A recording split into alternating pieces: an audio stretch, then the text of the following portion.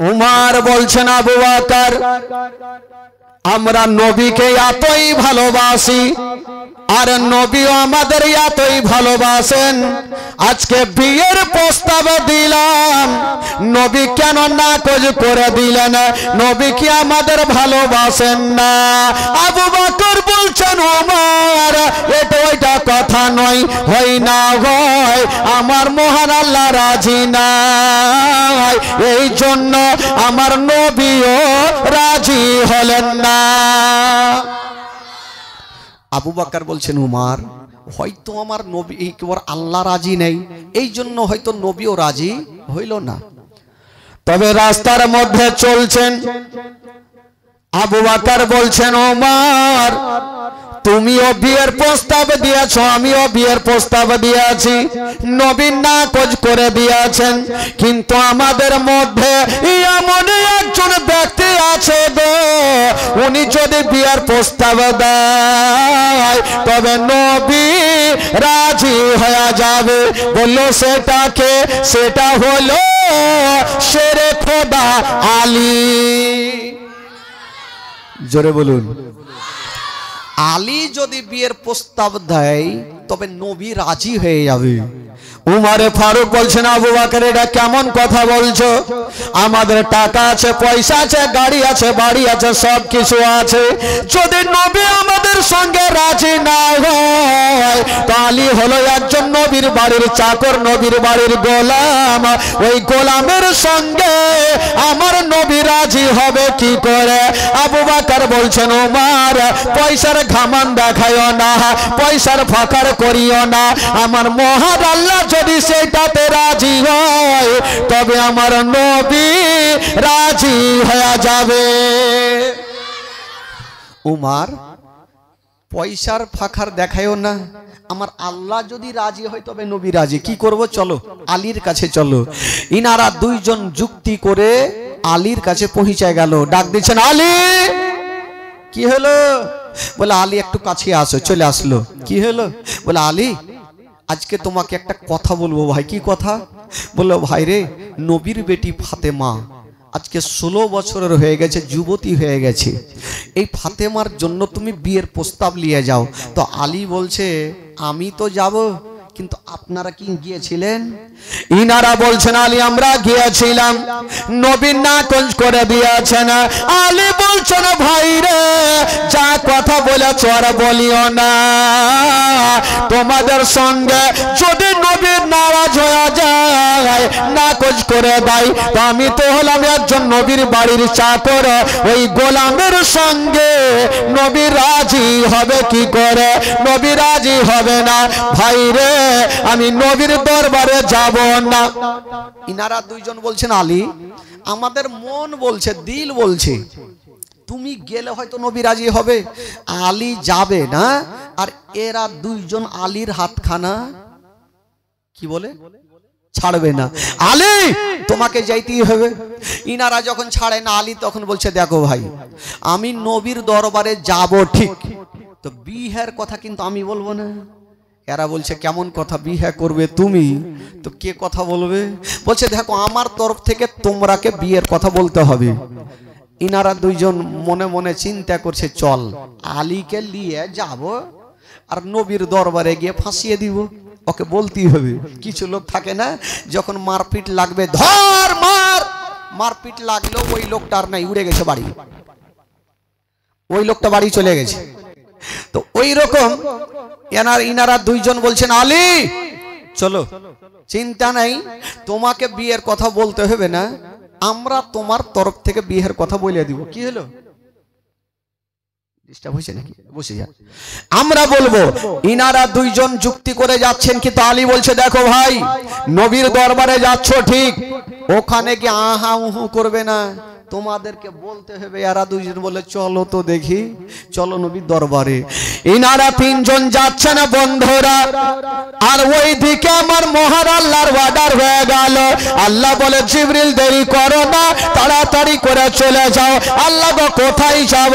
বলে তাড়াতাড়ি করে হয়ে যাও, আমার নবীকে জানিয়ে দাও আলী আসে এখনই বিয়ের প্রস্তাব লিয়া, তুমি নবীকে জানিয়ে দাও আলীর সঙ্গে ফাতেমার বিয়েতে আমার আল্লাহ রাজি হয়ে গেছে।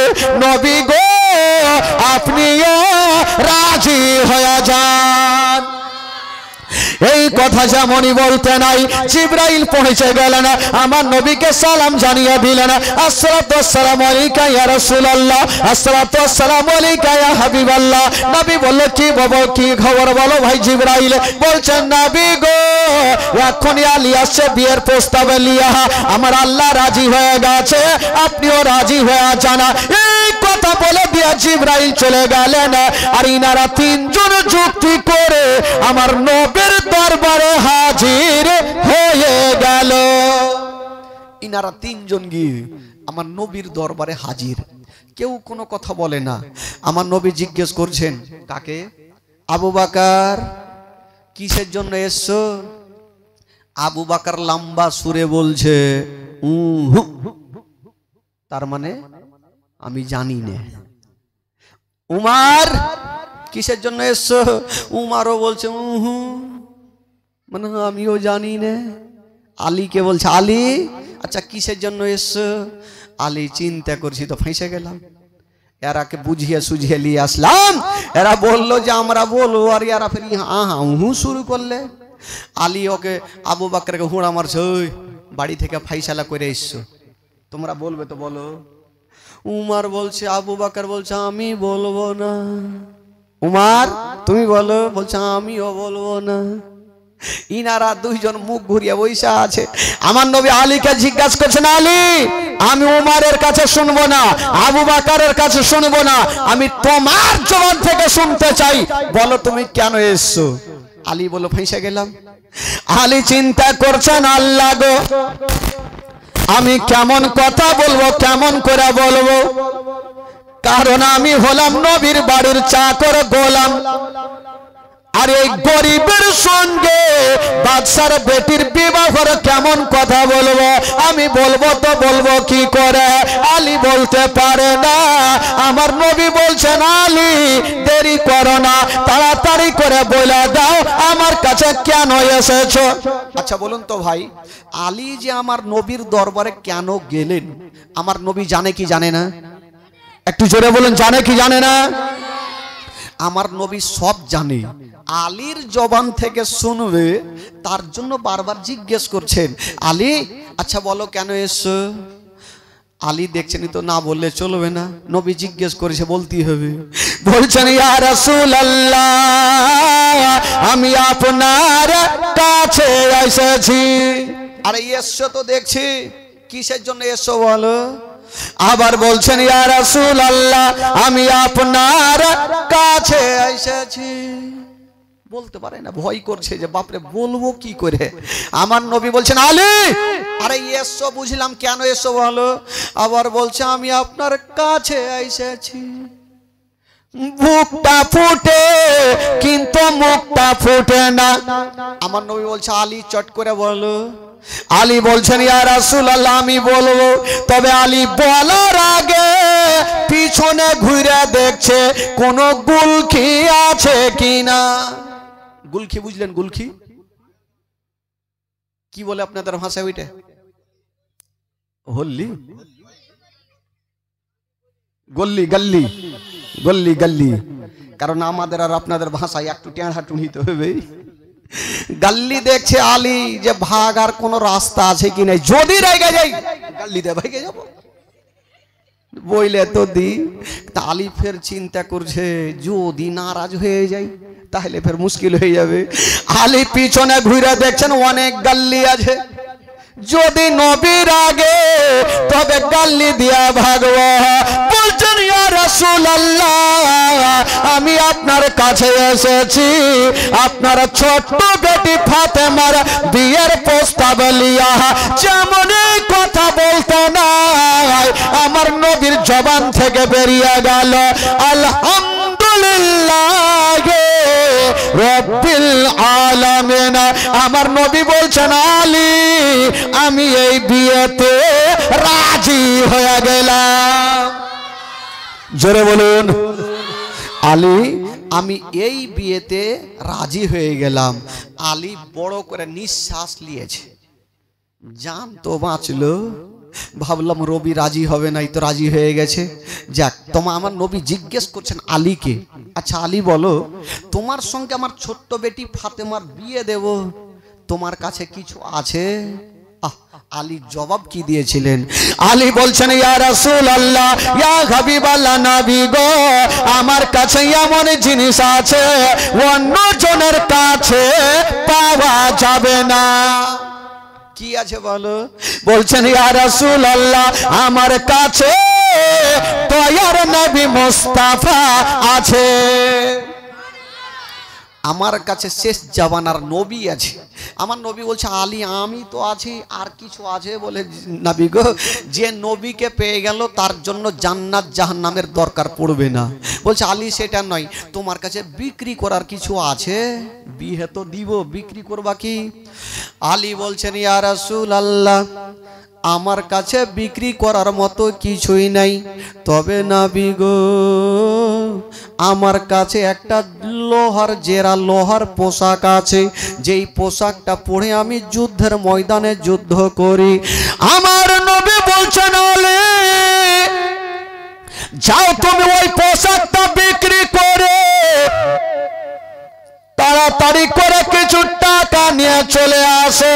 আলী ওই পোশাকটা নিয়ে গেল আর বিক্রি করে কিছু টাকা নিয়ে চলে আসিলেন। আমার নবীর কদম মোবারকায় ঢেলে দিলেন। আমার নবী বলছেন, বেলাল দেরি করো না, এখান থেকে কিছু টাকা নিয়ে যাও আর কিছু খুরমা খেজুর নিয়ে আসো। বাবা গো, বেলাল সেখান থেকে টাকা নিয়ে গেল আর খুরমা খেজুর নিয়ে চলে আসিল। আমার নবী ডাক দিচ্ছেন, বেটি, ওরে বেটি ফাতেমা, আমি একটা কথা বলবো রে মা। হাই রে নবী নন্দিনী ফাতেমা আমার নবীর কাছে চলে আসিলেন। আব্বা গো বলুন কি বলবেন? বলছেন, বেটি রে, ওরে বেটি ফাতেমা, আজকে তোমার সঙ্গে আলীর বিয়ে দিব রে মা। আচ্ছা বলো রে মা, বলো তুমি খুশি আছো কিনা? ফাতেমা বেটির বিয়ে দেওয়ার আগে আগার নবী জিজ্ঞেস করছেন, তোমার সঙ্গে আলীর বিয়ে দিব, মা তুমি রাজি আছো? ফাতেমা তো যারা উত্তর করলেন না, একটু মুস্কি মেরে হেসে চলে গেলেন। আমার নবী বুঝে গেল ফাতেমা রাজি। তবে বেরাদার বন্ধুরা, এবার ফাতেমা তো যারা রাজি হয়ে গেল আর ওই শেরে কোদালির সঙ্গে ফাতেমার বিয়ে হলো। যেমন বিয়ে হলো বন্ধুরা, ও যুবক বন্ধুরা, একটা কথা বলে দি বাবা, মা গো শুনেন মা, কলেজা খানা ফেটে যাবে মা। আলীর তো বিয়ে হলো ফাতেমা তু জাহরার সঙ্গে। তবে ভাই, আজকাল যখন বিয়ে হয় তখন শ্বশুর বাড়ি থেকে বিবিকে আরমান করে নিজের বাপের বাড়ি নিয়ে যায়। শেরে খোদা আলী একটা ঘরের কোনাতে, এই ছেলে, এই বস, বাত নেই বলেগা, চুপচাপ বাইঠ। শেরে খোদা আলী একটা ঘরের কোনাতে বৈশা বৈশা কাঁদছেন। কেন জানেন? আল্লাহ গো, আজকে নবীর বেটি ফাতেমার সঙ্গে আমার বিয়ে, আমার তো বাড়ি নেই, ঘর নেই, আমি ফাতেমাকে কোথায় নিয়ে যাব? যিনি হচ্ছেন কোন ফাতেমা জানেন? যেই ফাতেমা তু জাহরা সমস্ত নারীদেরই সর্দারিনী ফাতেমা। ওই ফাতেমা সকাল সন্ধ্যাতে সাজদাতে পড়েছেন, সকাল হয়ে যেত একটা সাজদা খতম হইতো না। জোরে বলুন সুবহানাল্লাহ। ওই ফাতেমাকে আমি নিয়ে কোথায় যাব আল্লাহ? আলী কাঁদছেন আর দোয়া করছেন, আল্লাহ তুমি একটা সুরাহা করে দাও। ইজ্জতের মালিক আল্লাহ, জিল্লতের মালিক আল্লাহ।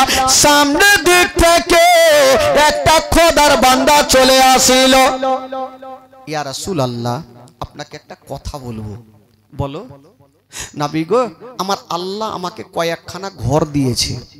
ইয়া রাসূলুল্লাহ, যদি আপনি মনে কিছু না করেন তবে আপনার বেটি জামাইয়ের জন্য আমি একখান ঘর ছেড়ে দিলাম, যতদিন থাকবে কোনো ভাড়া লাগবে না।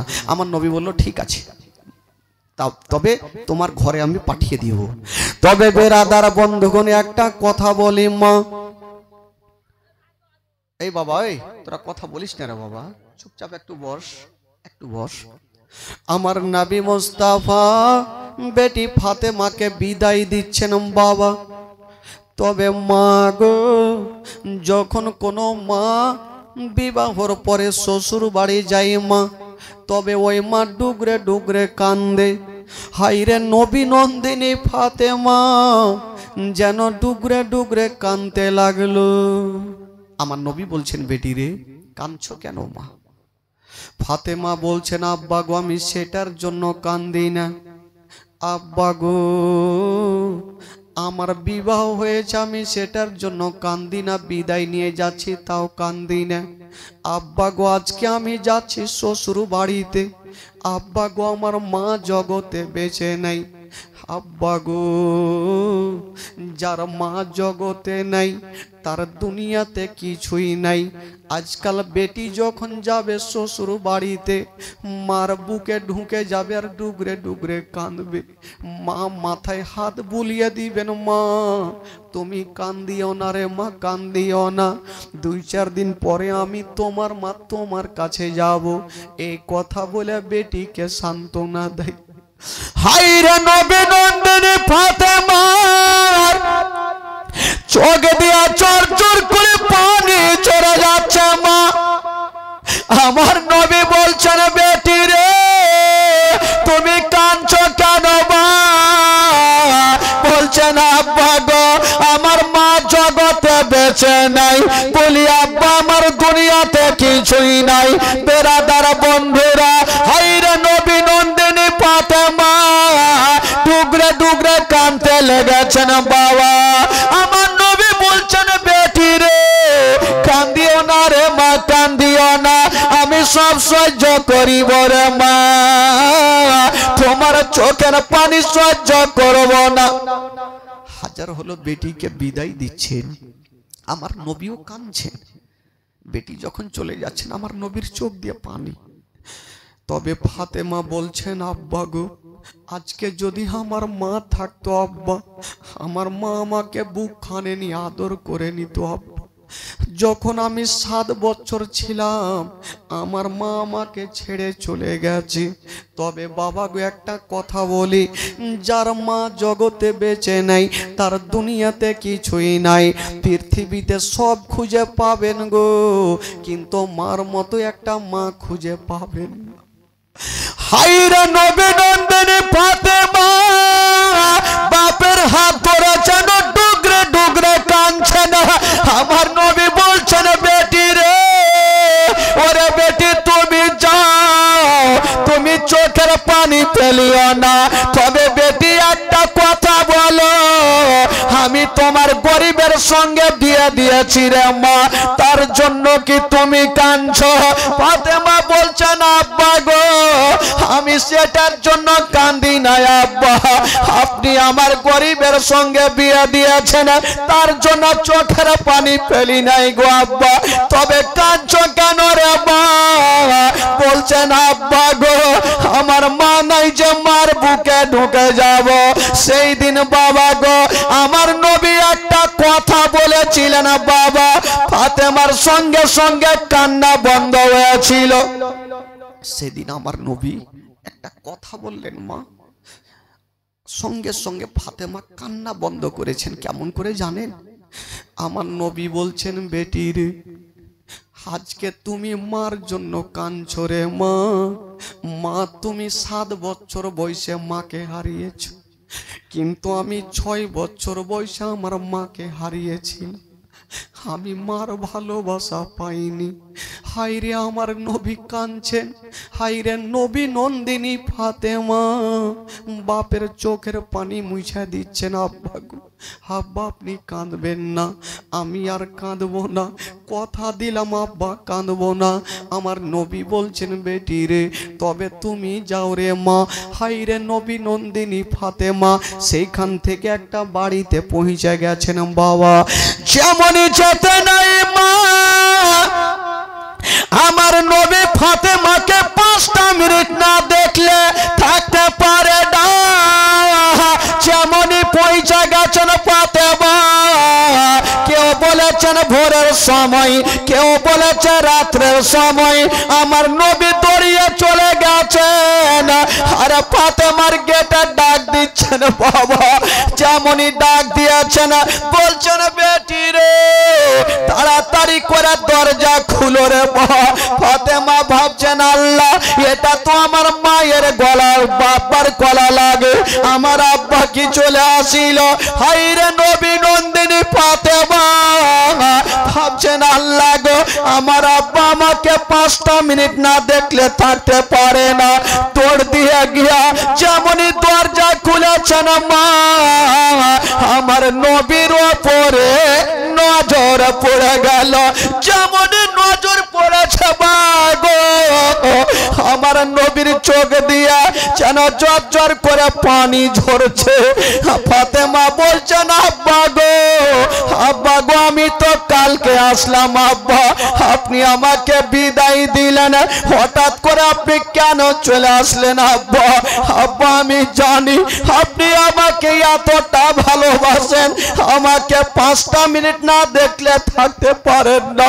আমার নবী কাঁদতে কাঁদতে বলছেন মা ওরে বেটি ফাতেমা একটা কথা বলো রে মা, আমাকে একটু ঘরের মধ্যে নিয়ে চলো। নবী নন্দিনী ফাতেমা বাপের হাতখানা ধরে ঘরের মধ্যে নিয়ে চলে গেছেন। আমার নবী বলছেন বেটি রে তাড়াতাড়ি করো রে মা, 1 লোটা পানি এনে আমাকে দাও। ফাতেমা ঘরে গেল, 1 লোটা পানি এনে আমার নবীকে দিল। ওই পানি খানা নিয়ে আমার নবী একটা দম করে দিয়া বলছেন বেটি রে একটু কাছে চলে আসো রে মা। নবী নন্দিনী ফাতেমা বাপের কাছে চলে আসছেন।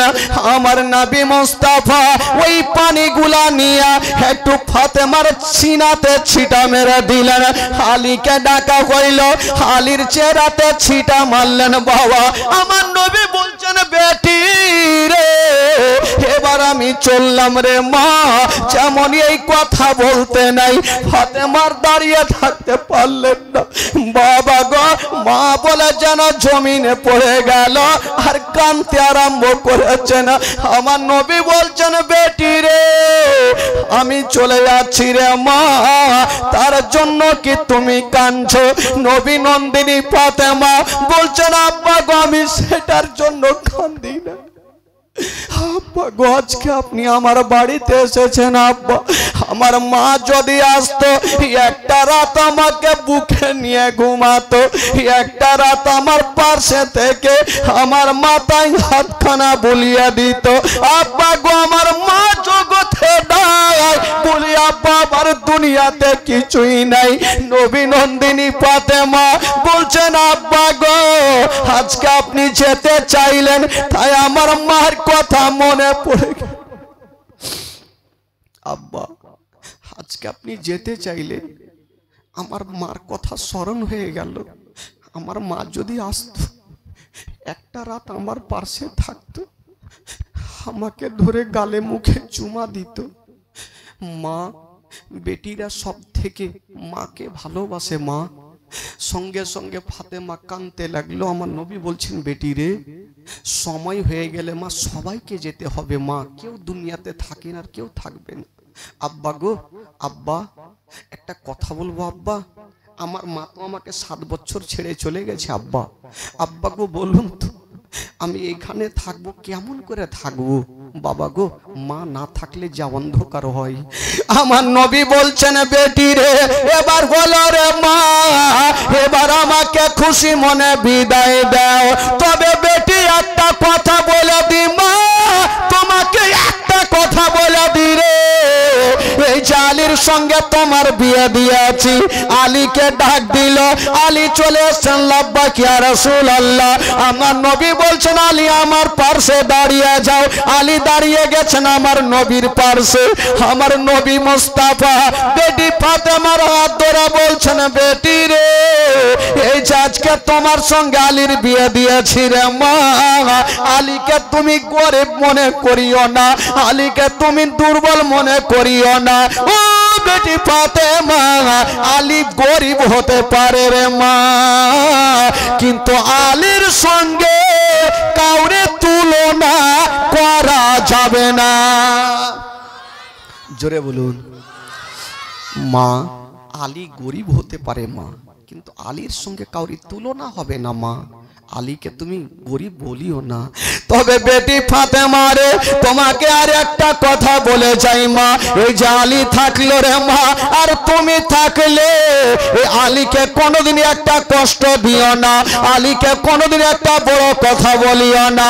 ও বেটি ফাতেমা, যদি বাড়িতে খাবার না থাকে রে মা, তবে আলীর হাতখানা ধরে শান্তি মাথায় বলিও, আলী যেন কোনো দুঃখ না পায়, আলী যেন কোনো কষ্ট না পায়। আমার নবী পাক বেটি জামাইকে সান্ত্বনা দিয়া আমার নবী চলে গেছেন বাবা, যেমন যেত নাই ওই ফাতেমার সঙ্গে আলীর ঘর সংসার হইল, যেমনই ঘর সংসার বইল গো, তিনটা হলো বেটা আর তিনটা হলো বেটি। কটা হলো টোটাল? তিনটা হলো বেটা আর তিনটা হলো বেটি। বেটা গুলার নাম কি? ইমামে হাসান, ইমামে হোসেন আর ইমামে মহসিন। আর বেটি গুলার নাম হলো জাইনাব, কুম্মে কুলসুম আর রোকাইয়া। তবে বন্ধুগণ বাবা, বাচ্চা কালে রোকাইয়া আর ইমামে মহসিন দুইজন ইন্তিকাল করেছেন। 6 জন থেকে 2 জন বাদ হইল, থাকলো কয়জন? কয়জন থাকলো? 4 জন। বেটাদের মধ্যে থাকলো ইমাম হাসান হোসাইন, আর বেটিদের মধ্যে জাইনাব আর কে থাকলো? উম্মে কুলসুম। এই যে 4 জনকে নিয়ে জীবনী স্টেট শুরু হচ্ছে ভাই। এতক্ষণ জীবনীর শুধু ছকটা বানছিলাম। এই যে ফাতেমাতু জাহরা রাদিয়াল্লাহু তাআলা আনহার গর্ভে থেকে ভাই ওইদিকে না বিছে কাঁড়ি, ওইদিকে না বিছে, একটু সামনে চলে আসতে বলেন না। অত দূরে আপনারা কেন বসছেন ভাই? সামনে অনেক জায়গা আছে, চলে আসেন, ভালো লাগবে। এই যুবকেরা, ওই যুবক ছেলেরা একটু এদিকে আসেন তো ভাই, এদিকে আসেন। সোনারে ইধরই আ যাও, ইধরই আ যাও। হ্যাঁ, এরাকে দেখেন তো, মা বহিনেরা কত সুন্দর ভাবে বসেছে, একদম বিড়ে বানহার মতন বসেছে। এরা জানে যে বিড়ে বানহা গজল পাবো, তো চিন্তা নেই খালা। আমার কাছে এমন কোন গজল নেই মালদা ডিস্ট্রিক্টের যে নেই, গজল শোনাবো। তবে এক জীবনী শুনলেন একবার মোহাব্বতে গোটা মাজমা একটু হাত তুলে বলুন তো সুবহানাল্লাহ। কিছু ভাই চাচারা আমার চাদরের হাত ভিতরে ঘুরে আছে, কেন ঠান্ডা লেগেছে? ঠান্ডা ভাবিয়েন না চাচা, 3 দিন 5 দিন তো থাকবেন। গোটা মাজমা হাত তুলে বলুন ইয়া রাসূলুল্লাহ, ইয়া হাবিবাল্লাহ। মাশাআল্লাহ, একটু টাটকা হয়ে থাকেন যে হ্যাঁ আমরা আছি এই জায়গায়। আর চাঁদপুরের মাটিতে জীবনী চলছে, মারওয়াবাদীতে নাকি? মারওয়াবাদী কোন পাড়া? শেখ পাড়া। তবে বন্ধুগণ একটু টাটকা হয়ে থাকেন, দেখি আপনাদের মনটা চাঙ্গা আছে কি নাই। একটু চলুন মদিনা থেকে ঘুরে আসি। আচ্ছা, এখানে যারা বসে আছেন যারা মদিনা যাবেন একটু হাত তুলে দেখান তো, যারা মদিনা যাবেন। আগে মাকে কিছু লোক হাত তুলছে না, তার মানে টাকা নেই। টাকা লাগবে না ভাই, টাকা লাগবে না, লাগবে দিল। যার দিল আছে তার মদিনা আছে, যার দিল নাই তার মদিনাও নেই। টাকার জন্য যেতে পারি না, তো চলো শেখ পাড়া থেকে ঘুরে আসি মদিনা। চলুন দেখি, আমার সঙ্গে গোটা মাজমা চলেন। আমার ভালো লাগে না আমি যাব মদিনা, আমার ভালো লাগে না।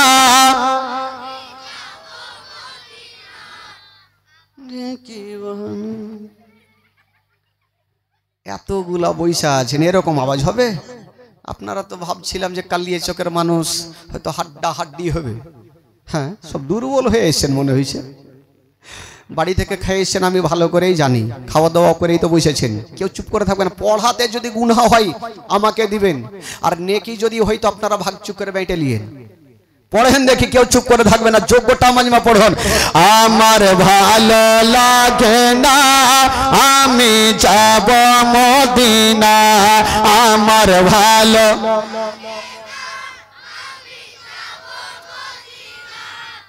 একটু হয়েছে। তবে বাচ্চাগুলা বলছে, চাচ্চাগুলো বলে না। পিছনে আমার চাচ্চা একটা বলে না, এই বাচ্চারা তোমরা বলবা না বাবা, দেখি চাচ্চাটি আছে কি নেই, না ওরা উড়ে গেছে, দেখছি চাচ্চা একটু পরিচয় দেন তো দেখি। আপনারা বলেন, আমার ভালো লাগে না।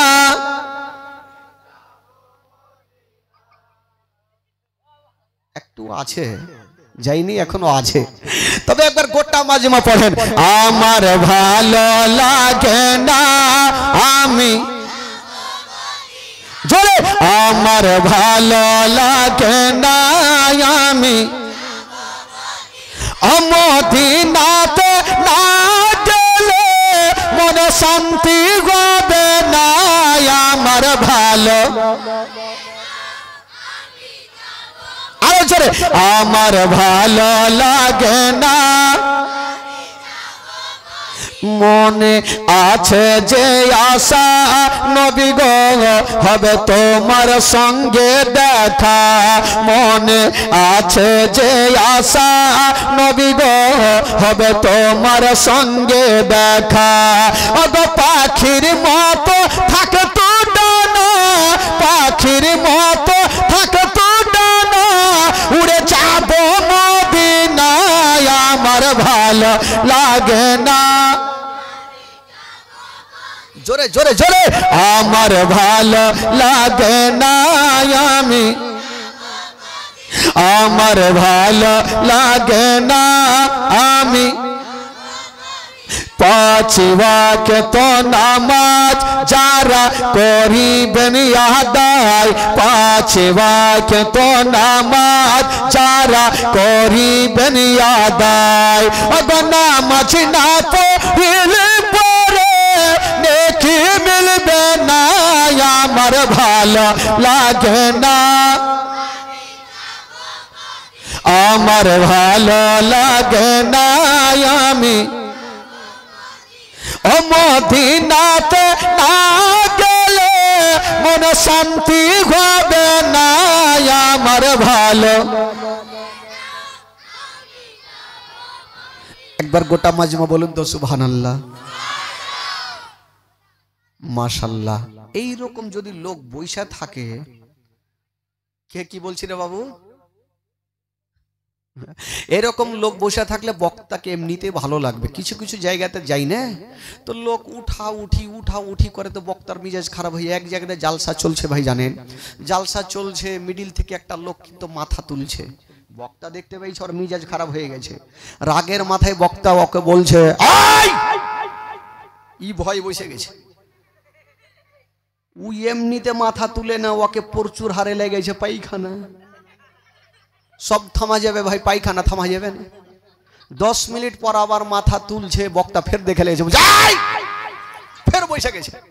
ই ভাবছে আল্লাহ বাড়িতে ঘুমাইতুম ভালো ছিল, কোন মাওলানার জালসা শুনতে আসলাম, পায়খানায় বন্ধ করে দিলে। হঠাৎ করে কারেন্টটা কিন্তু ভেঙে গেছে, অন্ধকার। ই ভাবছে এই সুযোগে ভাগতে হবে, না হলে মুশকিল। উইঠা বাবা পার্সে চলে এসে, কোন দিকে যাব, তো পার্সে 8 নম্বরের জুতা পড়েছিল, এই জুতাতে কাম ছেড়ে দিয়ে যা বসে গেছে। আর বলছে মৌলানা সাহেব এ বান্দা সারা রাত থাকবে, ভাগবে না। ভাগবে কিনা, ও তো ট্যাঙ্কি খালি করলেছে। আর আসলে জানেন ওই জুতা সাধারণ লোকের ছিল না, যে মাওলানা জালসা করছিল ওয়ারি জুতা। মাওলানা সাহেব জালসা শেষ করে ভাবছে রুমে যেতে হবে, যেমনই নামে পা ভরেছে তো খাসাং করে উঠেছে। এই কুণ্ঠে থেকে শীত এলো রে ভাই, বেরাদার বন্ধুগণ। এই জন্য বলি, যদি কাউরি লাগে তাহলে যাই, না হলে এমনি যাই না ভাই, চুপচাপ বসে থাকবেন, মাশাআল্লাহ ভালো লাগবে। একবার মোহাব্বতে বলে দিন সুবহানাল্লাহ, আরো জোরে বলুন সুবহানাল্লাহ। বাবা গো, তবে বলুন তো, মা ফাতেমার গর্ভে থেকে টোটাল কয়টা সন্তান হইল? কয়টা হইল? বেটাগুলার নাম কি?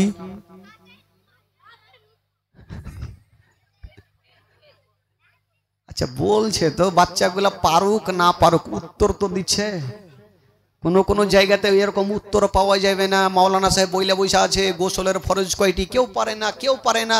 মাওলানা সাহেবও ভাবছে কোন গ্রামে আসলাম, কেউ পারে না। পিছন থেকে একটা বাচ্চা উঠা বলছে হুজুর 3টি। তো মাওলানা সাহেব ভাবলো যে বইলেছে, তো বলছে কি রে বাবা? বলছে গামছা, সাবুন আর লুঙ্গি। ভুল বলুক আর যাই বলুক তো বইলেছে ওই রকম আছে, এরা পারুক চাহে না পারুক। বেটাগুলার নাম হলো ইমাম হাসান, ইমাম হুসাইনের ইমামে মুহসিন। বেটিগুলার নাম হলো জাইনাব, উম্মে কুলসুম আর রোকাইয়া। তবে রোকাইয়া আর বেটাদের মধ্যে ইমামে মুহসিন দুইজন ইন্তিকাল করলেন, থাকলো কয়জন? এই চারজনকে নিয়ে বাবা গো শোহদায়ে কারবালা ইমাম হাসান হুসাইন যারা আপনারা নাম শুনেছেন তাদের জীবনী এখান থেকে শুরু হইল। তবে বাবা গো ইমাম হাসান হুসাইন দিন যাই রাত যাই সময় কাটে, আস্তে আস্তে বড় হতে লাগলো, দিন যাচ্ছে সময় কাটছে। তবে বেরাদার একটু যখন বড় হইলো, ঠিক ছোট্ট ছোট্ট ছেলে, 4-5 বছরের ছেলে, কথাবার্তা বলছেন।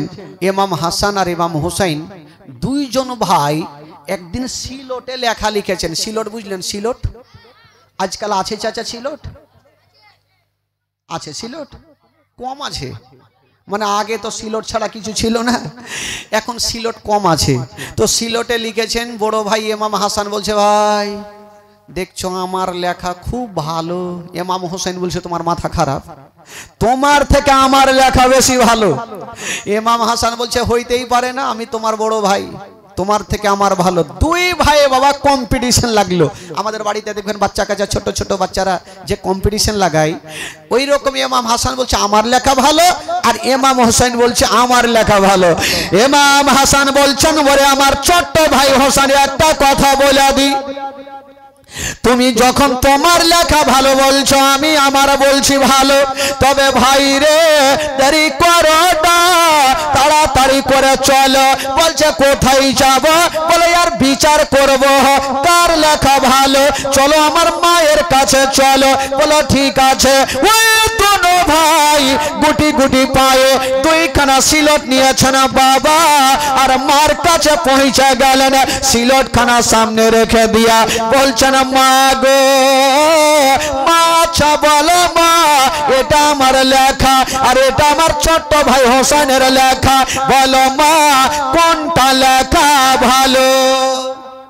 মা ফাতেমাতুজ জাহরা দুইখানা সিলট দেখছেন আর দোনো বেটার চেহারা দেখছেন। ভাবছেন এখন যদি বলে দি ইমাম হাসানের লেখা ভালো, ইমাম হোসেন কষ্ট পাবে, আর যদি বলে দি ইমাম হোসেনের লেখা ভালো, ইমাম হাসান কষ্ট পাবে। মা বলছেন, আল্লাহ আমি কোন বেটাকে কষ্ট দিব না। জোরে বলুন, মা আমি কোনো বেটাকে কষ্ট দিব না। আজকাল যদি আমার মা বহিনেরা হইতো তো 1 সেকেন্ডের মধ্যে উত্তর দিয়ে দিত, যা বড় বেটার লেখা ভালো, যা তোরা ঝামেলা করবি কর। কিন্তু ফাতেমাতুজ জাহরা চিন্তা করছেন, যদি বড় বেটার লেখা ভালো বলে দিই আমার ছোট্ট বেটা কষ্ট পাবে, আর ছোট্টর ভালো বলি তো বড় বেটা কষ্ট পাবে। আল্লাহ গো আমি কি করব? হাই রে নবী নন্দিনী ফাতেমা বলছেন, বেটা রে ওরে লাডলা দুলারা, যেই প্রশ্ন তোমরা করেছো বেটা, ইয়ার উত্তর আমি দিতে পারবো না। মা এটা কেমন কথা বলছেন? এত নরমাল প্রশ্ন উত্তর দিতে পারবেন না? বলছে না রে বেটা, তাহলে কি করব? বলছে যা বেটা, এই প্রশ্নের উত্তর যদি দিতে পারে একজন পারবে, কে? বলে তোমার আব্বার কাছে চলে যাও, তোমার আব্বা দিয়ে দিবে। এরা দুটো বেটা ভাবলো যে আব্বা যখন পারবে তো দেরি কেন করব, নিজেরই তো আব্বা। দোনো বেটা আবার দুইখানা সিলট নিয়ে চলে গেছেন। ওই ছেলেরা বস, বসো বাবু বসো। দোনো বেটা সিলট খানা নিয়ে আব্বার সামনে পৌঁছে গেছেন, আর বলছেন, আব্বা গো এটা আমার লেখা আর এটা আমার ছোট্ট ভাইয়ের লেখা, বলেন আব্বা কোনটা লেখা ভালো? তো শেরে খোদা আলী বলছে, আরে বেটা এই প্রশ্নের উত্তর তোর মার কাছে নিয়ে গেছিল, বলে আব্বা গিয়েছিলাম, মা দিতে পারেনি। আলী বুঝা গেল যখন আমার বিবি ফাতেমা পারলো না, আমি কেমন করে পারবো? বলছেন বেটা রে আমিও পারবো না। আলী চিন্তা করছেন, আল্লাহ আমি কোনটার ভালো বলবো, কোনটার খারাপ বলবো? বেটা রে আমি এই প্রশ্নের উত্তর দিতে পারবো না। আব্বা এটা কেমন কথা বলছেন? আপনি পারবেন না, মা পারবে না, তো পারবেটা কেটা? শেরে খোদা আলী বলছেন, বেটা রে পৃথিবীর এমন কোন প্রশ্ন নাই যে একটা দরবার থেকে ঘুরে আসবে রে বেটা, সমস্ত প্রশ্নের উত্তর পেয়ে যাবে। বলছেন আব্বাকে, বলছেন বেটা রে, যদি তোমরা প্রশ্নের উত্তর নিতে চাও বেটা, তবে তোমরা চলে যাও তোমার নানা নবী মুস্তাফার দরবারে। দুইজন দেরি করলেন না, গুটি গুটি পায়ে দৌড়াতে দৌড়াতে গিয়া নানার সামনে গিয়ে দাঁড়িয়ে গেছেন। নানা গো, নানা কি হলো? বলছে নানা গো, এই যে দুইখানা সিলট রাখলাম, আপনি একটু বলে দেন কোনটা লেখা ভালো। নানা গো, আমি আব্বার কাছে গেলাম, আব্বাও পারলো না, মার কাছে গেলাম, মাও পারলো না, কি এমন শক্ত আছে বলেন তো? আমার নবী দেখছেন দোনো নাতির দিকে আর ভাবছেন, ফাতেমা কেন পারেনি আর আলী কেন পারেনি। আমার নবী ভাবছেন, আল্লাহ এখন যদি বলি বড় নাতির লেখা ভালো, তবে ছোট্ট নাতি কষ্ট পাবে, আর ছোট্ট নাতির ভালো যদি বলি তবে বড় নাতি কষ্ট পাবে। আমার নবী বলছেন, আল্লাহ আমি কোনো নাতিকে কষ্ট দিব না, কাউকে কষ্ট দিব না। আমার নবী একটু দাঁড়িয়ে আছেন। আচ্ছা বলুন তো ভাই, এই প্রশ্নের উত্তর আমার নবী দিতে পারবে কি পারবে না? একটু জোরে বলুন, আরো জোরে বলুন। এমন কোন প্রশ্ন নাই যে আমার নবীর উত্তর নাই। তো আমার নবী একটু মাথাটা নিচে করে আছে যে আমি বলবো তো কি বলবো। আহ সুবহানাল্লাহ, আমার আল্লাহর অর্ডার হয়ে গেল। আল্লাহ বলে, জিবরাইল দেরি করো না। আল্লাহ গো কি করব? বলছে তাড়াতাড়ি 3টা গুলি নিয়ে চলে যাও। কয়টা গুলি? 3টা গুলি নিয়ে যাও, আমার নবীর হাতে দিয়ে দিও, আর বলিও ইয়া রাসূলুল্লাহ, 2খানা সিলট নিচে রাখবে আর 3টা গুলি উপরে উড়িয়ে দিবে। যার সিলটে 2টা পড়বে তার লেখা ভালো, আর যার সিলটে 1টা পড়বে তার লেখা ভালো নাই। বাবা গো, জিবরিল আমিন ফেরেশতা সা করে হাজির হয়ে গেল। আমার নবীকে সালাম জানিয়ে দিলেন, আসসালাতু ওয়াসসালামু আলাইকা ইয়া রাসূলুল্লাহ, আসসালাতু ওয়াসসালামু আলাইকা ইয়া হাবিবাল্লাহ। নবী বলেন, ভাই জিবরাইল বলো কি খবর?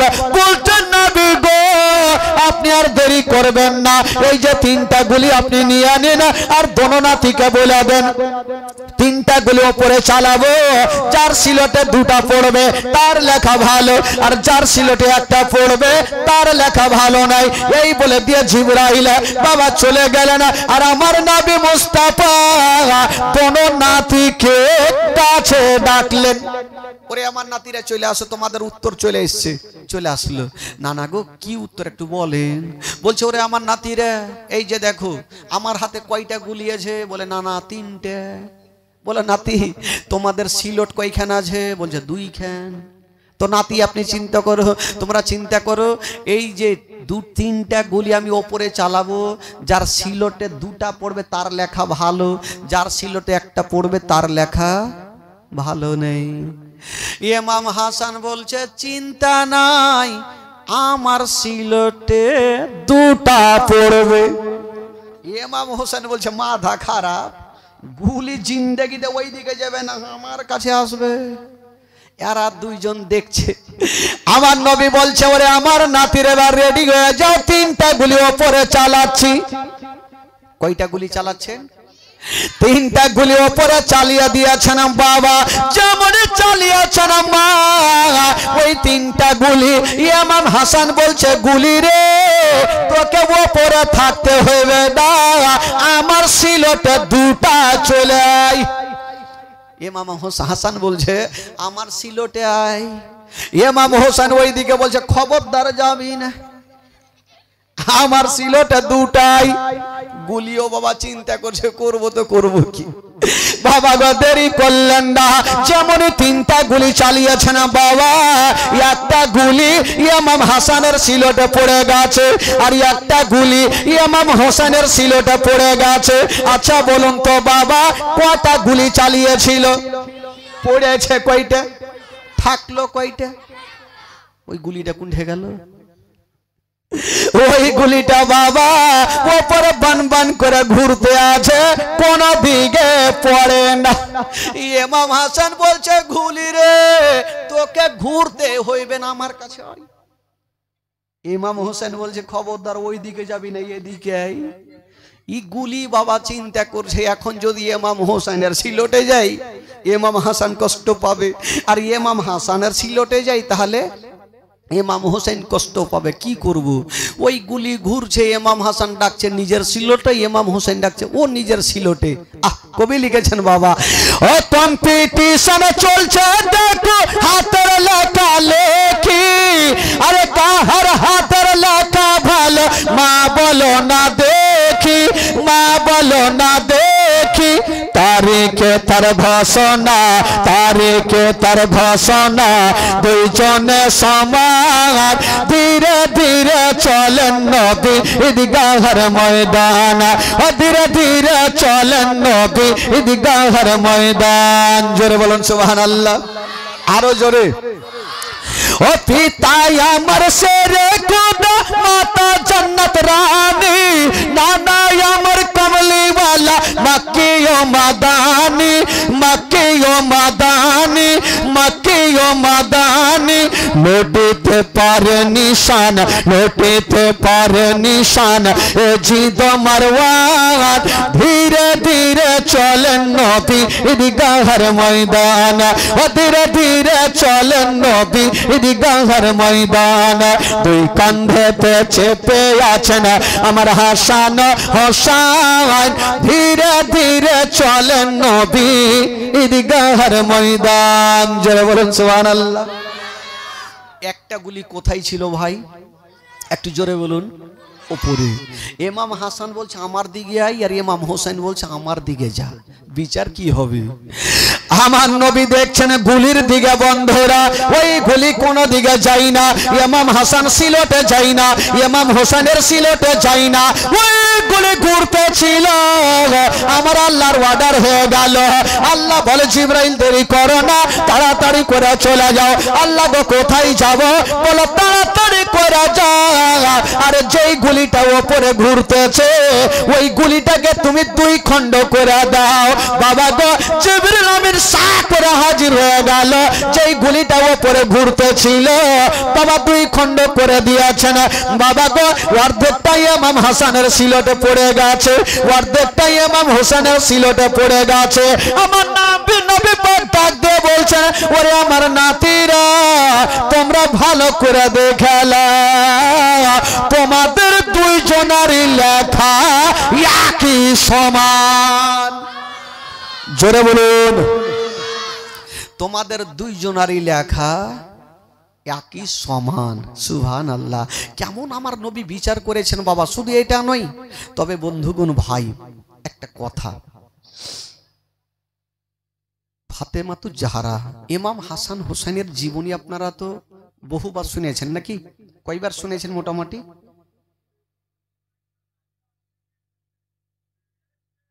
বিশ 25 বার তো শুনেছেন নাকি? অনেকবারই শুনেছেন। তেল লোক কবে শুনে গে? তেল লোক নাই শুনে। হ্যাঁ, খোট্টা বলতে পারবো না ভাই, এমনি এমনি বলবো। হ্যাঁ, বাদিয়া মানুষ তো, রাগটা করিয়েন না খালা। হ্যাঁ, তবে একবার একটা দুঃখের বয়ান, সবাইকে চোখের পানি ফেলতে হবে ভাই, এমন কোনো নাই। তবে নবীর কি বলেন, আহলে বাইতের মহব্বতে কেউ একটা ফোঁটা যদি চোখের পানি ফেলে দিতে পারে তবে নবী খুশি হবে। আর নবী যদি খুশি হয় আমার আল্লাহ খুশি হয়ে যাবে। জোরে বলুন সুবহানাল্লাহ। আর আল্লাহ যদি খুশি হয় আমাদের প্রত্যেকের বেড়া পার হয়ে যাবে। শুনেন মাগো, একটা দুঃখের ঘটনা খালা, মন দিয়ে প্রাণ দিয়ে শুনবেন, ধ্যানটা এদিক ওদিক নিয়ে যাবেন না। তারপরে বিড়ি বাঁধা আমরা বেচা সব গজল হইবে, চুপচাপ বসে।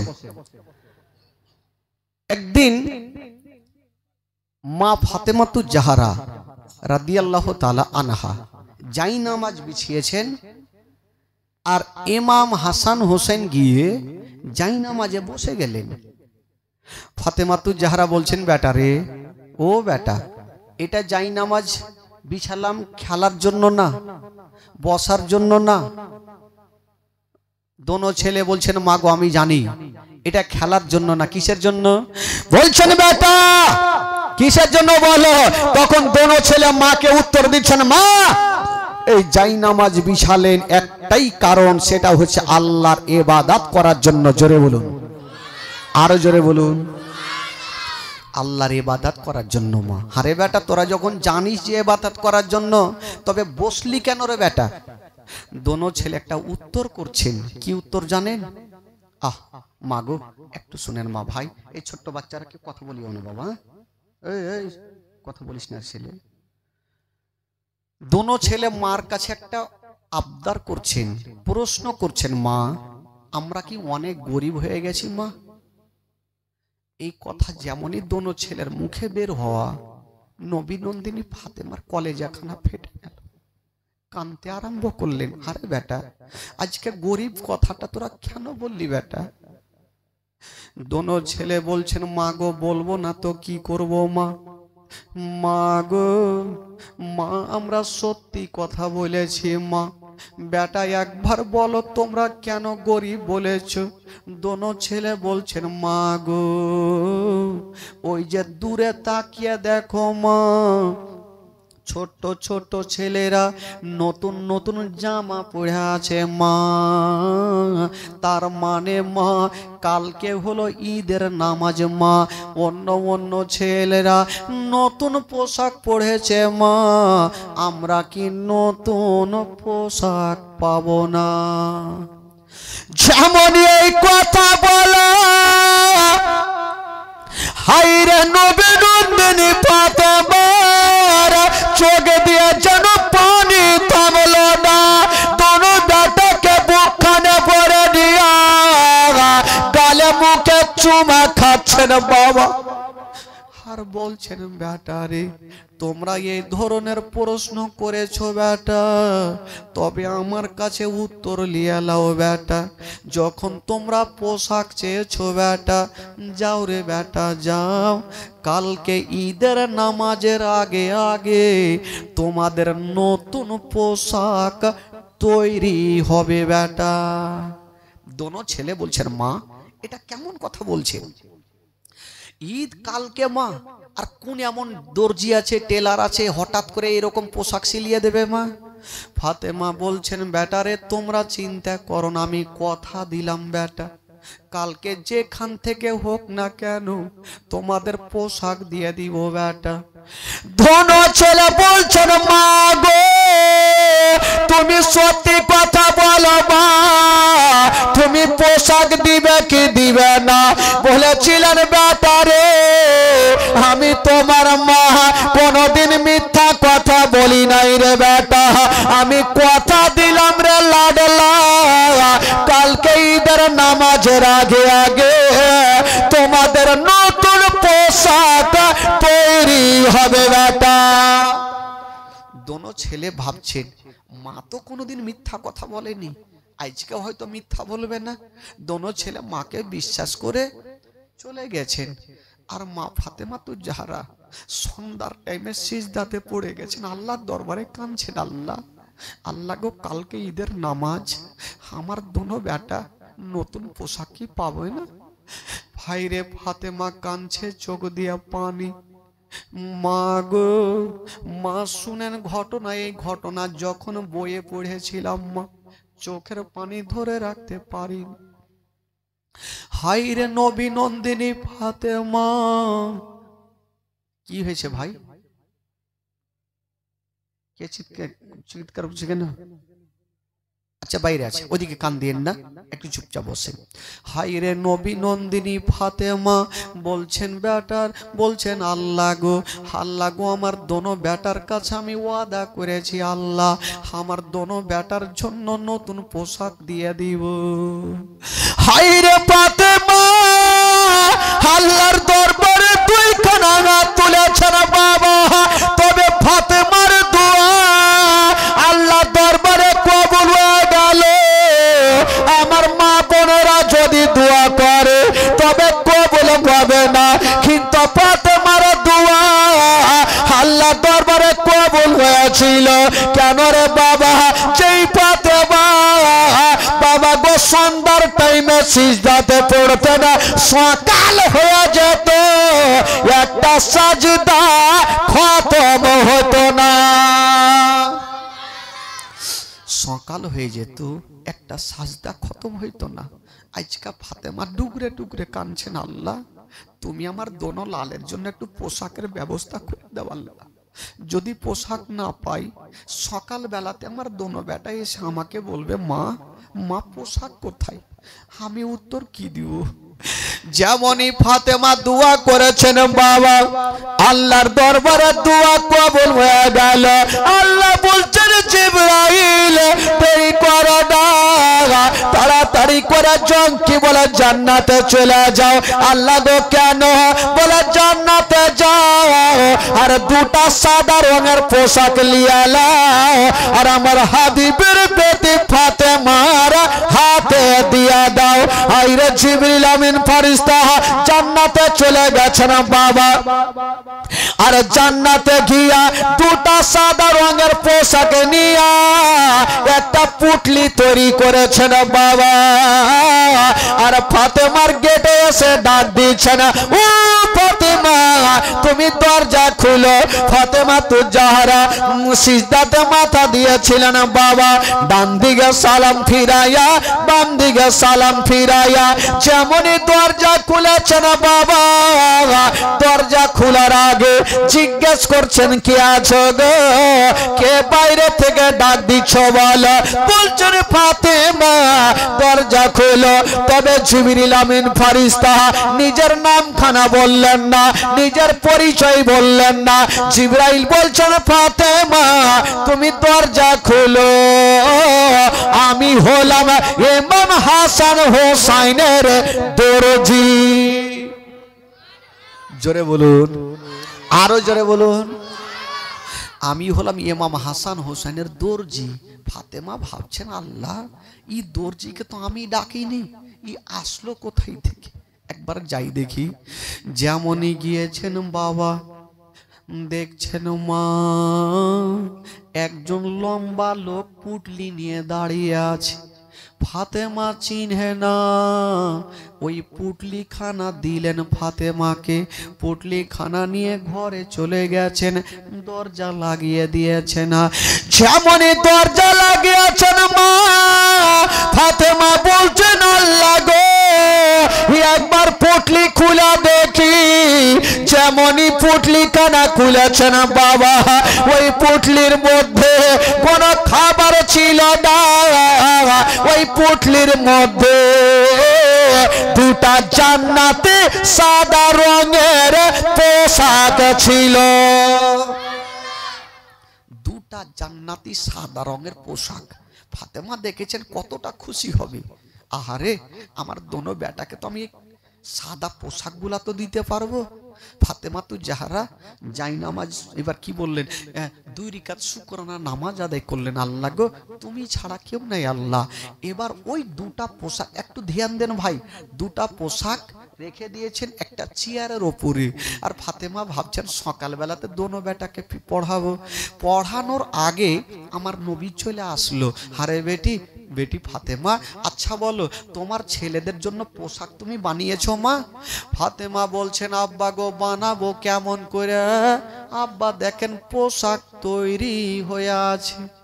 আমার নবী নজর করে দেখছেন আর বলছেন বেটি রে যে পোশাক আমি দেখতে পাচ্ছি রে মা এটা তো দুনিয়ার পোশাক নয় রে মা। বলছেন আব্বা গো কোথায়কার পোশাক? বলছেন বেটি রে এ দুটা পোশাক হলো জান্নাতি পোশাক। হারে বেটি ফাতেমা তোমাকে পোশাকটা কে দিয়ে গেছে তাকে তুমি চিনহ? আব্বা গো আমি তো তাকে চিনি না, আর কোনো কথাও জিজ্ঞেস করিনি। আমার নবী বলছেন বেটি রে তুমি না চিনতে পারো রে মা, কিন্তু আমি তোমার আব্বা যেই লোকটা পোশাক দিয়ে গেছে তাকে ভালো করে চিনি। ওরে বেটি ফাতেমা আমি যেমন সমস্ত নবীদের সরদার যেই লোকটা তোমাকে পোশাক দিয়ে গেছে গেছে মা, ওই লোকটা হলো সমস্ত ফারিস্তাদের সর্দার, আমি যেমন সমস্ত নবীদের কমান্ডার। যেই লোকটা তোমাকে পোশাক দিয়ে গেছে মা, ওই লোকটা হলো সমস্ত ফারিস্তাদের কমান্ডার, ওই লোকটার নাম হলো জিবরিল আমিন। এই কথা যেমন বলতে নাই মা গো, হায়রে নবী নন্দিনী ফাতেমা বলছেন আব্বা গো, আমি অতটা বুঝি না আব্বা, আমার আল্লাহর কাছে আমি দোয়া করেছিলাম, আমার আল্লাহ দোয়া কবুল করে নিয়েছে। তবে আব্বা গো, এই যে সকাল হয়ে গেল, দেরি করিয়েন না, আমার দোনো বেটাকে ডাকেন আর দুটা সাদা রঙের পোশাক পরিয়ে দেন। আমার নবী বলছেন বেটি রে, ঠিক আছে, তুমি চিন্তা করো না মা, একটু ধ্যান দেন ভাই। আমার নবী ডাক দিচ্ছেন, দোনো নাতিকে ডাকবেন। আর ওই মুহূর্তে আমার আল্লাহ বলছেন জিবরাইল যাও, আমার নবীকে বলে দাও পোশাক পরাবার আগে দোনো নাতিকে জিজ্ঞেস করুক তারা কোনটা রং নেবে। যদি তারা রং আলাদা নেই, কারণ দুটা পোশাক নিয়েছিল, কোন রং ছিল ভাই? সাদা। যদি তার নাতিরা বলে যে আমি অন্য রং নিব, আমার নবীকে বলবে এক চুল্লু পানি ছিটা মারবে, আমি আল্লাহ সে রংটাকে পরিবর্তন করব। বাবা গো, আমার নবীর কানে কানে জিবরাইল এসে বলে চলে গেলেন। আমার নবী ডাক দিয়েছেন বড় নাতিকে, ওরে আমার নাতি আমার কাছে চলে আসো। বড় নাতি ইমাম হাসান কত খুশি খুশি নানার কাছে হাজির। আজকে নানার হাতে সুন্দর নতুন পোশাক পরব। মা গো শুনেন মা, ইমাম হাসানকে আমার নবী জিজ্ঞেস করছেন, না নাতি আমার বলো, তুমি দেখছো সাদা রং, আচ্ছা তোমার বলো তুমি কোন রংটা পছন্দ করো। ইমাম হাসান একটু চোখটাকে বন্ধ করে নিয়ে একবার ওপরের দিকে চোখটা খুলে নিচে নজর করে বলছে, না না গো, আমি একটা রং সব চাইতে বেশি ভালোবাসি। কোনটা রং? বলছে না না গো, আমি কালো নেব না, হলুদ নেব না, লাল নেব না, ঘিয়া রং নেব না, না না গো, আমি সব চাইতে সবুজ রংটা পছন্দ করি। আমার নবী এক চুল্লু পানি ছিটা মারলেন বাবা, ওই সাদা ধকধকে সাদাটা সবুজ হয়ে গেল।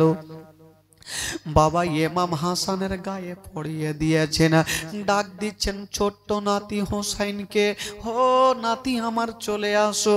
ইমাম হোসাইন খুশি খুশি চলে আসেন, আমার নানার হাতে পোশাক পরবো। আমার নবী বলছেন বলো আমার নাতি তুমি কোনটা রং পছন্দ করো।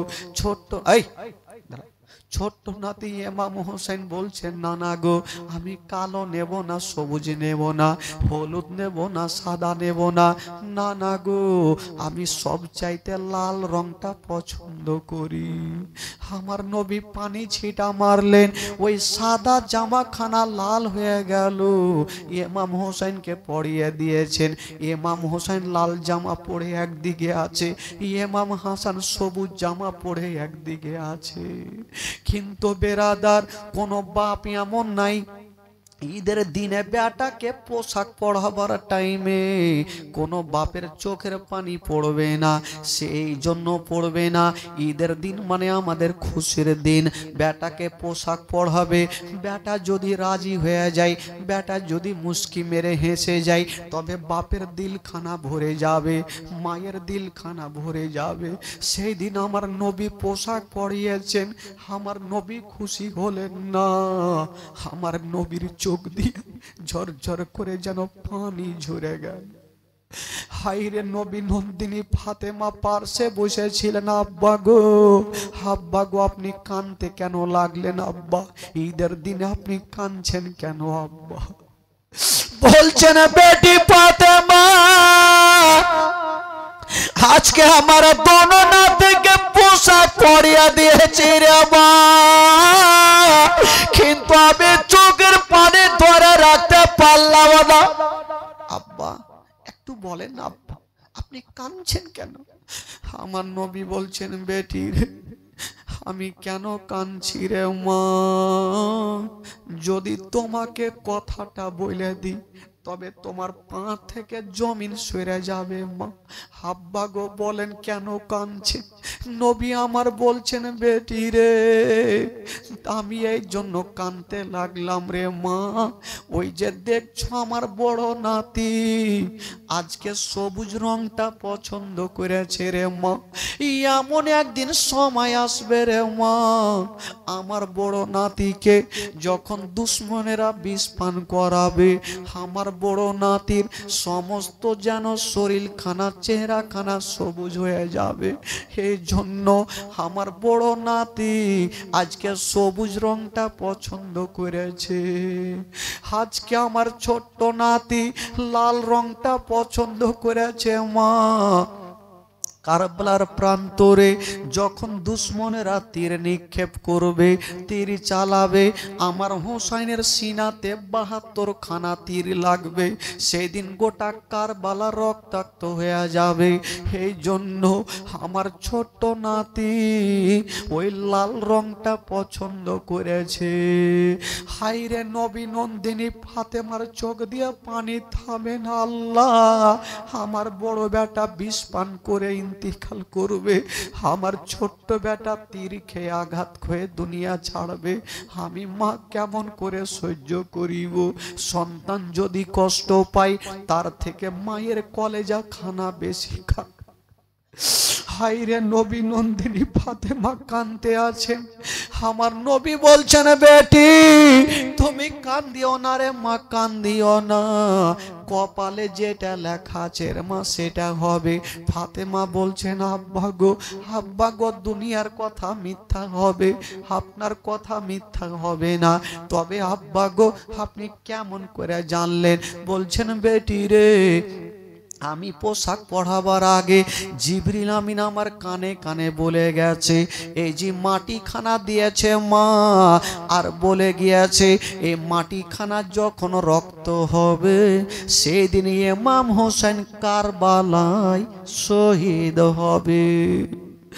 এই কথা বলতে নাই হায়রে নবী নন্দিনী ফাতেমা চর করে কাঁদতে লাগলো মা, চোখের পানি যেন আর থামে না। আমার নবী বলছেন বেটি রে বেটি তুমি চোখের পানি ফেলিও না রে মা, আমি সব সহ্য করিব, তোমার চোখের পানি সহ্য করব না। ফাতেমা বড় বেটাকে ডাক দিচ্ছেন, আমার বড় বেটা বিষ পান করে শহীদ হবে, ডাক দিচ্ছেন। বড় বেটাকে ডেকে নিয়ে একবার বুকখানে লাগিয়েছেন, কথা তো বলছেন না যে হারে বেটা তুই বিষ পান করে দুনিয়া ছাড়। মা কথা বলে না, শুধু বড় বেটাকে নিয়ে গালে মুখে চুমা খাচ্ছে, ছোট্ট বেটাকে ডাক দিয়ে গালে মুখে চুমা খাচ্ছেন। দোনো ছেলে বলছেন মা গো আজকে তুমি আদর করো কিন্তু কেন চুমা খাও মা? বলছেন বেটা রে আমি কেন চুমা খাই আজকে তোমাদের বলবো না রে বেটা। তবে বলছেন ফাতেমা ডাক দিচ্ছেন আব্বা গো আমার দোনো বেটাকে আব্বা একটু আপনি ঈদগাহ ময়দানে নিয়ে যান আব্বা, আমার নবী পাক দোনো নাতিকে এতটা ভালোবেসেছেন বাবা। বলছেন নাতিরা আর দেরি করিও না, ঈদের দিনে আমার নবীর চোখের পানি খানা মুছে নিয়ে দোনো নাতিকে ঈদগাহ ময়দানে নিয়ে যাবেন বাবা। একটু দূর আগিয়ে গিয়েছেন, চিন্তা করেন আমার নবী নাতিকে এত ভালোবেসেছেন। আজকাল দেখবেন নানারা সব থেকে বেশি নাতিকে ভালোবাসে। একবার জোরে বলুন তো সুবহানাল্লাহ, আরো জোরে বলুন সুবহানাল্লাহ। গোটা মাজমা দুই হাত তুলে বলুন তো ইয়া রাসূলুল্লাহ। পিছনে হাত তুলছে না বাবা, চাচা দেরি করিয়েন না, জোরে বলুন ইয়া রাসূলুল্লাহ, বলুন ইয়া হাবিবাল্লাহ। আচ্ছা আপনাদের ঘুম লাগছে নাকি ভাই? হ্যাঁ শেষ করে দেব, যারা শুনবেন না হাত তুলেন তো। মাশাআল্লাহ, যারা শুনবেন মনে করছেন একটু হাত তুলে দেখান তো, যারা শুনবেন মনে করছেন। সবাই তো হাত তুলছে দেখছি। বেরাদরান ইসলাম বন্ধুগণ, আমার নবী দোনো নাতিকে ঈদগাহ ময়দানে নিয়ে যাচ্ছেন। তবে ইমাম হোসেন জিজ্ঞেস করছেন না না আপনি তো আমাকে ঈদগাহ ময়দানে নিয়ে যাবেন না? না গো ওই যে অন্য ছেলেরা উঠে চেপে যাইছে নানা। ওই ওই বস কোনে যাবি রে? উঠতে কেমন কহিস রে, ভাষা কত সুন্দর। তাড়াতাড়ি আস বাবু। ইমাম হোসেন জিজ্ঞাসা করছে নানা, বলে কি হলো? বলছে না না গো, অন্য অন্য ছেলেরা ওই যে দেখেন উঠে চেপে যাচ্ছে নানা। নানা আমাদের উঠ কই? আমার নবী বলছে উঠ। বলছে নাতি চিন্তা করতে হবে না, আমার নবী একটু বুড়ো হয়ে বসে গেছেন বাবা। আর বলছেন নাতিরা তোমরা দেরি করো না, আমার পিঠের উপরে তোমরা চেপে যাও। জোরে বলুন। কতটা নাতিকে ভালোবেসেছেন। আজকাল নাতা নাতিতে মোহব্বত সবারই থাকে, থাকে না ভাই? বাড়িতে সবারই থাকে, কিন্তু নানা না মানলে নাতি মানে। নানা নাতি জালসা শুনতে গেছে জানেন, তবে নানা নাতি জালসা শুনতে বসে আছে, সামনে মাওলানা সাহেব বক্তব্য দিচ্ছেন।